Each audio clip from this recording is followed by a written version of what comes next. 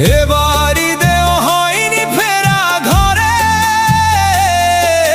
প্রিয়জন ছাড়া ঈদ কাটে মোর একলা অচিনপুরে।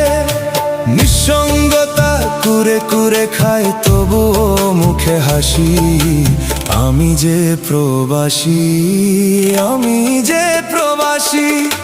সবাই ভাবে প্রবাস মানেই রঙের দুনিয়া, কেউ তো দেখে না এই বুকে কি যে যন্ত্রণা। তবুও ভালো থাকুক তারা যাদের আমি ভালোবাসি, আমি যে প্রবাসী।